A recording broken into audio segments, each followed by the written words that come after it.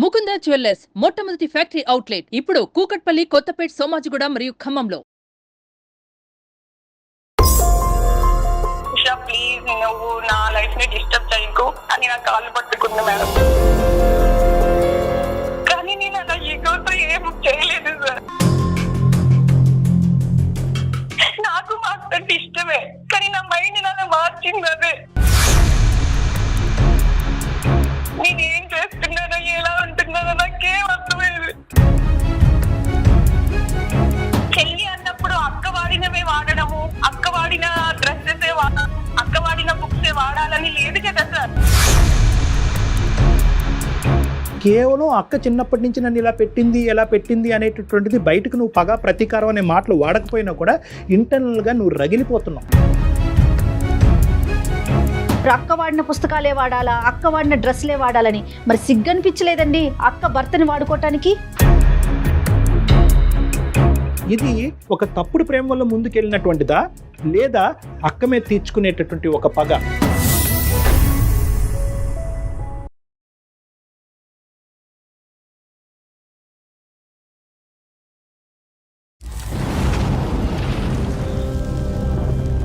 ఆస్తి తగాదాల్లో ఒకరినొకరు చంపేసుకుంటున్న రోజులు.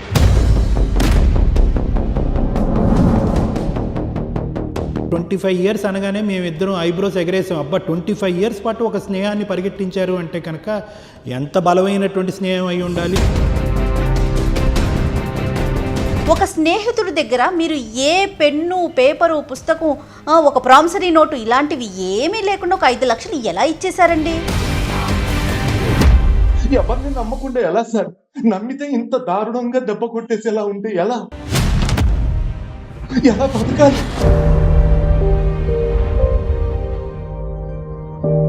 మనుషుల్ని నమ్మాలా వద్దా చెప్పండి దయచేసి.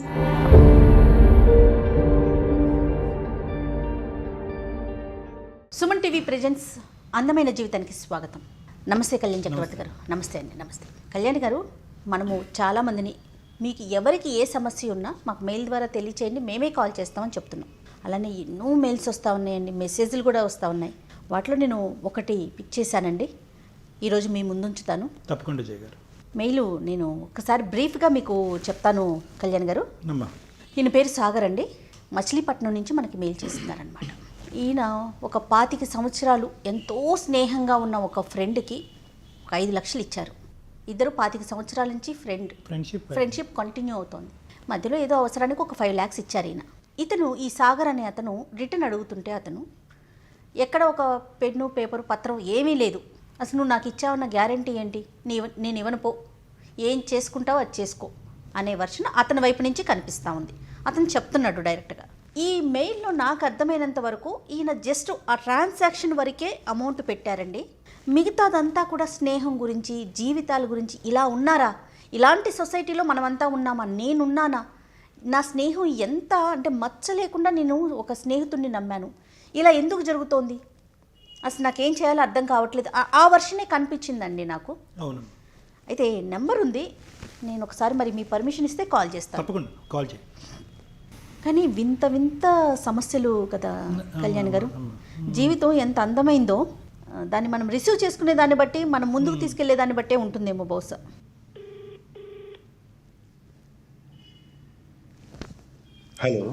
హలో సాగర్ గారండి? సాగర్ మాట్లాడుతున్నానండి. నమస్తే అండి, నేను సుమన్ టీవీ నుంచి మాట్లాడుతున్నా. నా పేరు జయ, అందమైన జీవితం నుంచి మాట్లాడుతున్నామండి. నమస్తే అండి జయ గారు. నమస్తే. నమస్తే అండి. నాతో పాటు డాక్టర్ కళ్యాణ్ చక్రవర్తి గారు, సైక్రాటిస్ట్, లైన్లో ఉన్నారండి. ఇక్కడే నాతో పాటు స్టూడియోలో ఉన్నారు. మీతో మాట్లాడొచ్చా? మాట్లాడచ్చండి. నమస్కారం డాక్టర్ గారు. నమస్తే సాగర్ గారు. నమస్తే అండి. నమస్తే. మీరు బాగా చదువుకున్నట్టున్నారు. మీ ఈమెయిల్లో చూస్తే కనుక ఆ వివరణ అవన్నీ చూస్తే.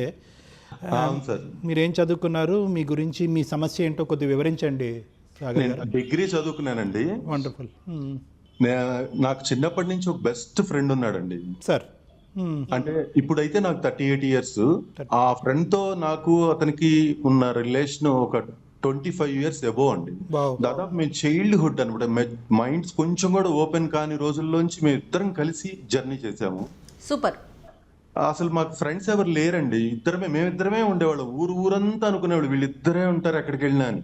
బా అంటే మా ఇద్దరి మధ్య పర్సనల్స్ కూడా ఏమీ దాచుకున్నట్టుగా ఉండదు. అంటే నా లైఫ్ సంబంధించిన మొత్తం అతనికి తెలుసు, అతనికి సంబంధించి నాకు తెలుసు. Right sir. అంత క్లోజ్ గా జర్నీ చేస్తున్నాము. నాకు కాలగమనంలో నాకు మ్యారేజ్ అయింది. ఓకే. అరే నువ్వు రారా, నువ్వు లేకుండా కుదరదు, తిరుపతిలో మ్యారేజ్ చేసుకున్నాము. అతని పేరు తెలుసుకోవచ్చా సాగర్ గారు, ఇఫ్ యూ డోంట్ మైండ్? అతను రాము అండి, అతని పేరు Ramu. Okay sir. Okay okay. వాడు ఆ పెళ్లికి అటెండ్ అవ్వలేదు సార్. నాకు ఆశ్చర్యం వేసింది. మా ఇద్దరు ఫ్రెండ్షిప్ జర్నీలో అదొక పెద్ద విషయం నాకైతే మాత్రం. మరి ఎప్పుడు అడిగే ప్రయత్నం చేయలేదండి సాగర్, మీరు అడిగారు ఎప్పుడైనా ఆయన్ని? ఎందుకంటే ఏదో పని మీద ఏదో అనవసరమైన రీజన్, కారణం ఏదో పని ఉందని ఇంపార్టెంట్ క్రియేట్ చేశాడు ఏదో. Right right sir. ఓకే. ఆ తర్వాత ఇప్పుడు సమస్య ఏంటంటే మెయిన్ గా 3 ఏళ్ల క్రితం మాదొక ఎసెట్ అమ్మామండి. అమ్ముతున్నట్టు అతనికి తెలుసు. అతనికి ఆ ఎసెట్ అమ్మితే మాకు ఒక 40 లక్షలు ఆ రోజు వస్తున్నాయి క్యాష్. ఆ రోజే రిజిస్ట్రేషన్. ఆ రోజు నన్ను పర్సనల్ గా పక్కకు పిలిచి అడిగాడు, అరే నేనేం ఉద్యోగం చేయట్లేదు కదా, సంపాదించట్లేదు కదా, మా నాన్నగారి మీద ఆధారపడ్డాను, వాళ్ళు నన్ను కొంచెం ఇదిగా చూస్తున్నారు, చులకనగా చూస్తున్నారు, నేను బిజినెస్ పెట్టుకోవాలని డబ్బులు అడిగితే వాళ్ళు ఎంకరేజ్ చేయట్లేదు, నాకు నువ్వు ఒక 5 లక్షలు ఇస్తే నాకు ఆటోమొబైల్ ఫీల్డ్ మీద కొంచెం గ్రిప్ ఉంది, నేను రీసెర్చ్ ఎక్కువ చేశాను, అది పెట్టుకుంటాను. ఎప్పుడు అడగలేదు కదా సాగర్ గారు మిమ్మల్ని, ఎప్పుడు ఈ విధంగా డబ్బులు ఎప్పుడు అడిగిన సందర్భాలు లేవు కదా అతను ఉద్యోగం? లేదు సార్, మా మధ్య చిన్నప్పటి నుంచి అండి అవసరాలకి 10,000 వరకు, మాక్సిమం 15,000 వరకు వెళ్ళామండి. అతను తీసుకోవటం మీకు తిరిగి ఇవ్వటం కూడా జరిగింది ఇంతకు ముందు? అతను చాలా ప్రాంప్ట్ గా లెక్క పెట్టుకుని, డేట్లు లెక్క పెట్టుకుని మరి ఇచ్చేవాడండి. అలా 10 సార్లు. ఇప్పుడు చిట్టి వ్యాపారాలు గనక మొదటి 4 నమ్మకం కొంటే 5ది లేపేస్తారు చూడండి, ఆ టైపు. ఇప్పుడు మీరు మనీ ఇస్తున్నట్టు ఇంట్లో ఫ్యామిలీ మెంబర్స్ కి తెలుసండి? మా ఇంట్లో తెలుసండి, వాళ్ళ ఇంట్లో చెప్పొద్దు అన్నాడు. వాళ్ళ ఇంట్లో చెప్పొద్దు అన్నాడు అండి? వాళ్ళు ఒప్పుకోరు, ఎందుకంటే వాళ్ళని అడిగితే వాళ్ళు ఇవ్వలేదు నాకు, అప్పుడు నువ్వు ఇస్తే వాళ్ళు పడిపోతారు, వాళ్ళ వాల్యూ పడిపోతుందని వాళ్ళు ఒప్పుకోరు, దయచేసి చెప్పొద్దు, నేను 1 year లో నీకు రిటర్న్ చేసేస్తాను. Right right right. నేను మా ఇంట్లో వాళ్ళకి ఎన్నో రకాలుగా, డబ్బు కదండి 5 లక్షలు కదా, ఎన్నో రకాలుగా వాళ్ళు అడుగుతుంటే ఎంతైనా డబ్బురా, ఎందుకు, ఎంత స్నేహం వేరు డబ్బు వేరు, ఇక్కడే తేడాలు వస్తాయి అని చెప్పినా వినలేదండి. వాళ్ళందరికీ నేను క్లాసులు పీకి ధైర్యం చేసి ఇచ్చారు. ఇదంతా ఇష్యూ నా మీద వేసుకొని ఆ 5 లక్షలు నేను కామ్ గా ఇచ్చేసానండి. ఓకే.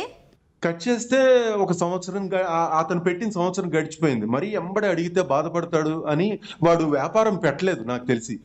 సాగర్ గారు సారీ అండి, ఇంట్రెస్ట్ కూడా మాట్లాడుకున్నారా మీరు ఇచ్చినప్పుడు, లేదంటే అలాంటివి ఏం మాట్లాడుకోలేదా ఫ్రెండ్షిప్ మధ్యన, అవన్నీ ఎందుకని?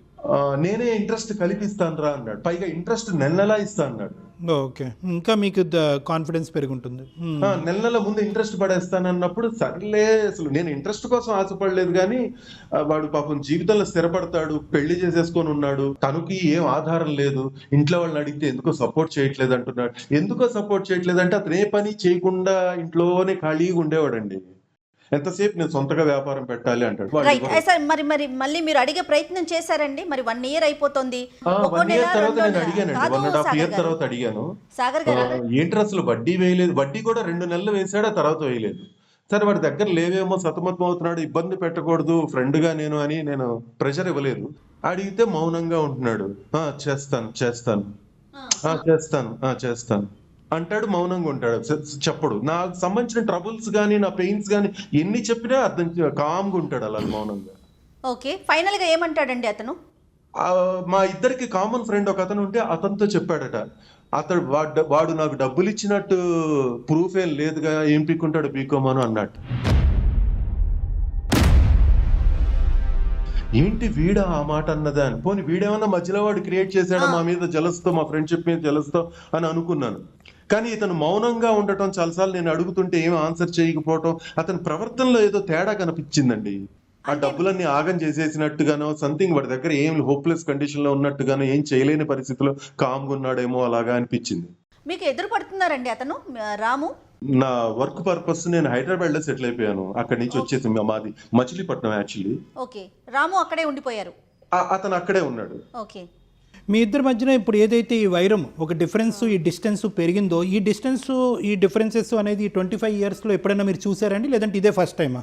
నేను కొద్ది బాగా సెటిల్ అయ్యాను, హైదరాబాద్కి వచ్చిన తర్వాత వాడు సెటిల్ అవ్వలేదు, అదేమన్నా లోపల అందరి ముందు చిన్నపోయి పెద్దవాళ్ళ ముందు ఇంట్లో ఖాళీగా ఉంటూ కొద్దిగా బాధపడుతున్నాడేమో నేను అని దాన్ని కూడా నెగిటివ్ గా ఫీల్ అవ్వలేదు. Right right. అదే ఈర్ష్య పడుతున్నాడు అండి. ఈర్ష్య అన్నది మనం మాట్లాడుకోవచ్చు ఇక్కడ. అంటే మీరు అన్ని ఆస్పెక్ట్స్ లో ముందున్నారు, 38 years. అంతే అనుకోవచ్చు అని నాకు ఇప్పుడు అతను ఆ మాట అన్నాక ఇంకా నేను ఆ కోణంలో అంతా చెక్ చేశాను 25 ఏళ్ల జర్నీని. అప్పుడు నాకు గుండె పగిలిపోయింది సార్. ఎందుకంటే ఎన్నో విషయాలు, ఎన్నో రాత్రులు మేము మాట్లాడుకొని ఎన్నో సంవత్సరాలు అలా కలిసి గడిపాము. అంటే ప్రతిదీ బ్లఫింగేనా, ప్రతిదీ మోసమేనా? నన్ను నమ్మించి మోసం చేయడానికి నాకు 25 ఏళ్ళు తీసుకోవాలా? నా ఫీలింగ్స్ ని అంత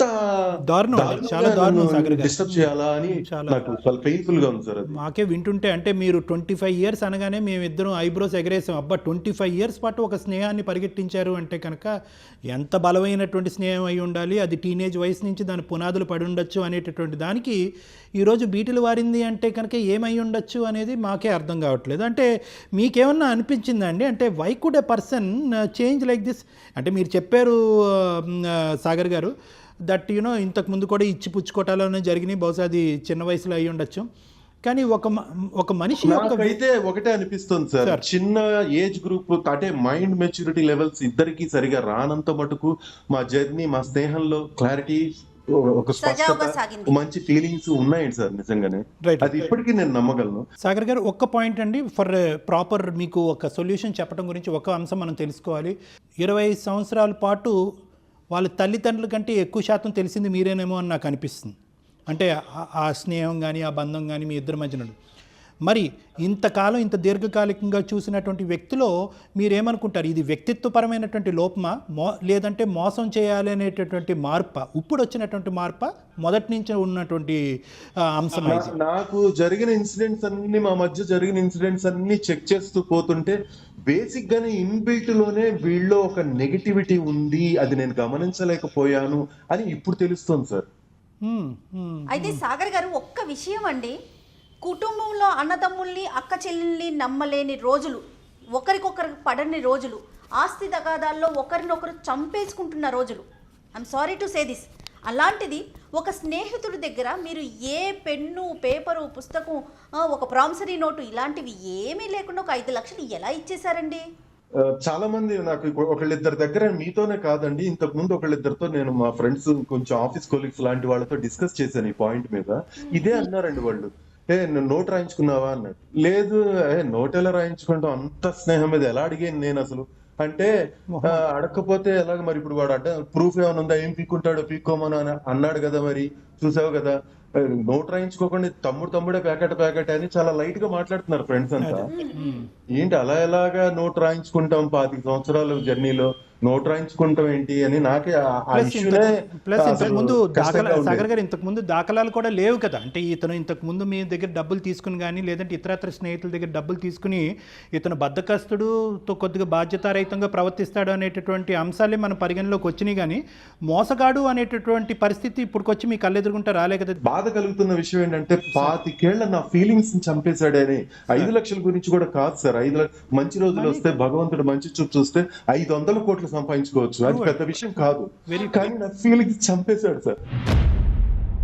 నేను వాడిని ఎంత నమ్మానంటే, నా కుటుంబంలో ఒకటికి, నా కళ్ళ ముందు నా తల్లి నాకు పెట్టకుండా వాడి చేతిలో ముద్దలు పెట్టుతుంటే నేను చూసి మురిసిపోయాను సార్. నేను అట్లాంటిది నా ఫ్రెండ్షిప్ ని ఇంత దారుణంగా యూటిలైజ్ చేసుకుని నిన్ను మాట్లాడేస్తాడా? ఆఖరికి ఏం పీక్కుంటాడో పీక్కోమను, ప్రూఫ్ లేదు కదా. ప్రూఫ్ ఎలా ఉంటుంది సార్? ఇంత జర్నీలో ఎవరు నమ్మితేనే కదా సార్ ఏ వ్యక్తినైనా జర్నీ చేయగలుగుతాం మనం. నమ్మకం లేకుండా అసలు జర్నీ ఎవరితో సాధ్యమవుతుంది సార్? ఇంట్లో వాళ్ళని నమ్మకుండా, బయట వాళ్ళని నమ్మకుండా, చుట్టాలని, చుట్టుపక్కల వాళ్ళని, ఫ్రెండ్స్ ని, ఎవరిని, లవర్స్ ని, ఎవరిని నమ్మకుండా ఎలా సార్? సాగర్ గారు, ప్రస్తుతం మనం అలాంటి కాలంలో ఉన్నామండి, అలాంటి సమాజంలో మనమంతా ఉన్నాము. మనం అడవిలో ఉన్నామో అర్థం కావట్లేదు సార్ నాకైతే మాత్రం. ఎవరిని నమ్మకుండా ఎలా సార్? నమ్మితే ఇంత దారుణంగా దెబ్బ కొట్టేసేలా ఉంటే ఎలా బతకాలి? ఏంటి దరిద్రం అసలు ఈ జనాలు? అయ్యో సాగర్ గారు, please console your self please sir. మానసికంగా ఎంత కృంగిపోతున్నారో విన్నారా కళ్యాణ్ గారు? అసలు చాలా చోట్ల చాలా పరిస్థితులను గమనిస్తున్నానండి. అందరూ ఇలాగే ఉన్నారు. నమ్మద్దు, ఎవరిని నమ్మద్దు. ఎట్లా సార్? ఎలా సాధ్యం? నమ్మకుండా ఒక మనిషి మనుగడ ఎలా సాధ్యం? వాళ్ళ పేరెంట్స్కి ఇప్పుడైనా చెప్పారా సార్ సాగర్ వాళ్ళ గారు? పేరెంట్స్ కి నేను చెప్పలేదు, ఎందుకంటే నేను ఊహించాను వాళ్ళు ఏమంటారు, మాకు చెప్పించావా అంటారేమో మేబీ. కాదు కళ్యాణ్ గారు, స్నేహం వరకు ఉంటే బాగుండేదేమో. ఎప్పుడైతే ఆర్థిక లావాదేవీలు జరిగినాయో డబ్బు అనేది అది ఎక్కడున్నా ఏ రిలేషన్ అయినా డిస్టర్బ్ దెబ్బతీస్తుంది చేస్తుందేమో, కదండి, కానీ డిస్టర్బ్ చేయదా? స్నేహితుల మధ్యన డబ్బులు అనేటటువంటిది చాలా నార్మల్ ఆనవాయితీ ఏమో, అది కామన్. ప్లస్ వీళ్ళిద్దరి మధ్యన ఇంతకు ముందు తెలియనటువంటి వయసులో ఇంకోటి సార్, ఆ డబ్బు ఆ రోజు రిజిస్ట్రేషన్ డబ్బు వస్తోంది అని వాడు తెలుసుకొని ప్లే చేశాడని ఇప్పుడు అనిపిస్తుంది ఆలోచిస్తే. అన్నీ సార్, అన్నీ ఐ థింక్ అన్నీ ఒకదానికొకటి యాడ్ అయినాయి. మీ పెళ్లి జరగటము, మీరు Settle అవటం. ఉద్యోగరీత్యా సెటిల్ అవటము, ఆర్థికంగా స్థిరపడటము, తర్వాత ఇల్లు అమ్మటము, అక్కడి నుంచి డబ్బులు రావటము, ఇక్కడ 2 ట్రాన్స్ఫర్మేషన్స్ మనకు క్లియర్ కట్గా కనిపిస్తుంది. అతనిలో 38, 37 సంవత్సరాలు వచ్చినా కూడా బహుశా మీ వయసుతో పాటు సరిసమానంగా ఉన్నా కూడా అక్కడ ఎదుగు బదుగు లేదు. అవును. సమాజం నుంచి ఇన్సల్ట్, పెళ్లి గిల్లి ఉందో మరి లేదో తెలియదు. అది వాళ్ళ ఇంట్లో వాళ్ళదేనండి ఆ తప్పు.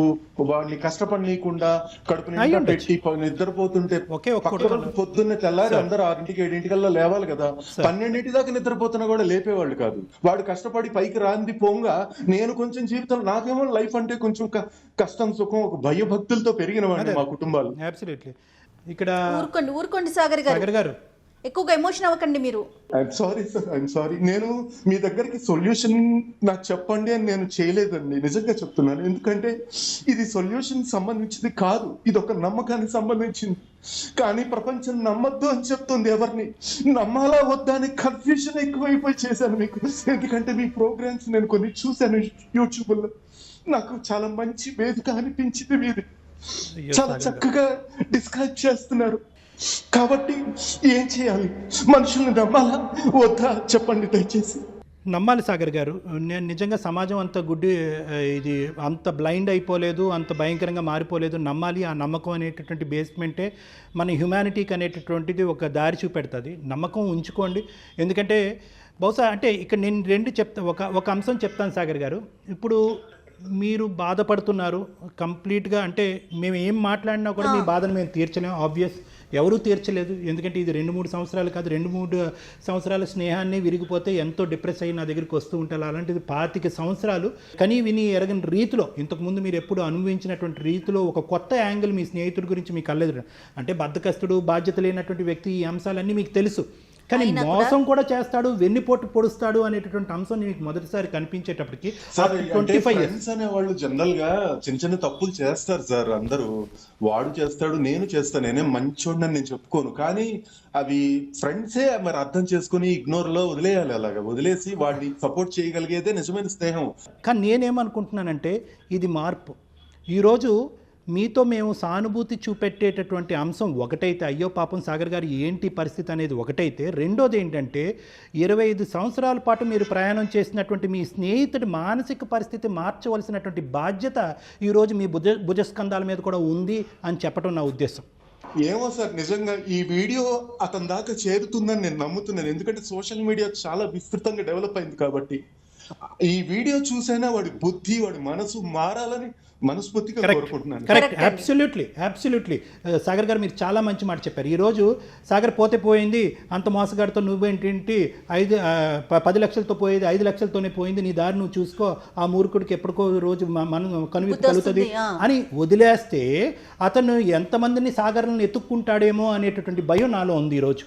దానికి తోడు ఈయనకి సమాజం మీద ఒక నమ్మకం పోతుంది కదా, ట్రస్ట్ పోతుంది కదా. సో ఇందాక నేను అన్న మాట ఏంటంటే సాగర్ గారు, ఇది వ్యక్తిత్వమా మార్పు అయితే కనుక you and we are all at an advantage position. మనందరం ఒక అడ్వాంటేజ్ పొజిషన్లో ఉందో మార్పుని మనిషిని మార్చచ్చు. యూటర్న్ తిరిగినటువంటి ఈ మనిషిలో ఇప్పటి వరకు సెటిల్ అవ్వలేకపోయాడు కాబట్టి అతనిలో కలిగినటువంటి ఒక స్వభావం, ఒక ఈర్ష్య, ఒక భావము, తప్పు అనేటటువంటి విధంగా, ఎందుకంటే పని చేయకపోయినా పర్లేదు కానీ పక్కనుండి మోసం చేసి సంపాదించి బతకాలి అనేటటువంటి ఆలోచన అతనిలోకి వస్తే కనుక అదొక చీడపురుగు.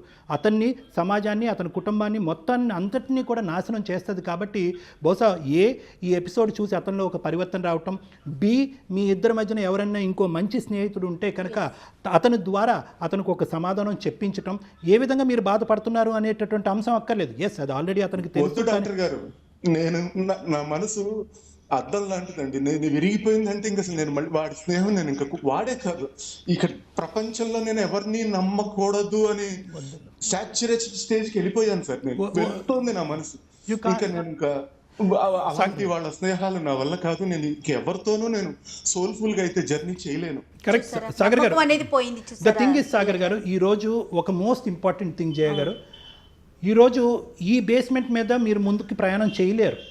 ఆగమ్య గోచరం అవుతుంది, మానసికంగా మీరు చితికిపోతారు, మీ గమ్యం వైపు మీరు నడవటం కష్టం. అంటే ఏంటంటే నమ్మకం అనేటటువంటిది లేని చోట జీవితం అనేటటువంటి ప్రయాణం చాలా కష్టం అండి. సమాజాన్ని నమ్మాలి, కుటుంబాన్ని నమ్మాలి, ప్రేమించేటటువంటి వాళ్ళని నమ్మాలి, స్నేహితుల్ని నమ్మాలి, కానీ జాగ్రత్తగా ఎక్కడికక్కడ ఆ సిచ్యువేషన్ని జడ్జ్ చేస్తూ ముందుకెళ్ళటం అనేది ఇంపార్టెంట్. ప్రేమ నమ్మకం వేరో, డబ్బుల విషయానికి వచ్చేటప్పటికి, ఆస్తిపాస్తుల విషయానికి వచ్చేటప్పటికి కొద్దిగా ఆచి తూచి అవతలి వ్యక్తిని అసెస్ చేసిన తర్వాత ముందుకెళ్ళటం అనేటటువంటిది ఇంపార్టెంట్.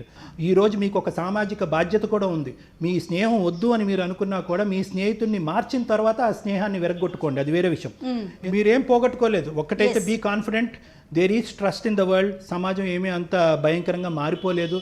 నమ్మినటువంటి ప్రేమించుకునేటటువంటి మనుషులు ఉన్నాము, అందరూ కలిసికట్టుగానే మనం అందరం ప్రయాణం చేస్తాము. ఎటొచ్చి ఏంటంటే కొద్దిగా కనువిప్పు అనేటటువంటిది ఈ అంశం ద్వారా మీకు కలిగిందేమో అనేటటువంటిది ఒకటి. బహుశా ఇట్స్ లెర్నింగ్ ట్రాక్. 5-10 లక్షలు అనేటటువంటి నాట్ ఎ మెజర్మెంట్.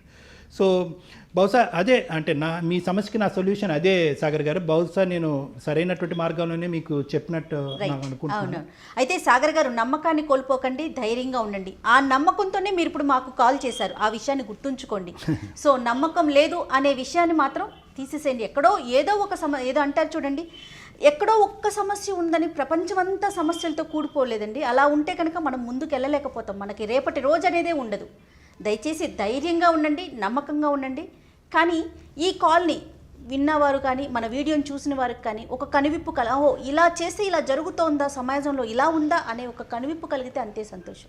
ఏమైనా చెప్పేది ఉందా సాగర్ గారు? థ్యాంక్ యూ అండి, థ్యాంక్ యూ సో మచ్ అండి. చాలా చక్కగా మీరు నా ఇదంతా అర్థం చేసుకోవడానికి ప్రయత్నించారు, నాకు ధైర్యాన్ని ఇచ్చారు. ఇంకేమన్నా హెల్ప్ కావాలన్నా కూడా మా ఈమెయిల్ చేయండి, we're always ready to help you Sagar garu. Okay sir, okay sir. నేను ప్రతి ఒక్కరికి చెప్తున్నానండి, జీవితం చాలా అందమైంది.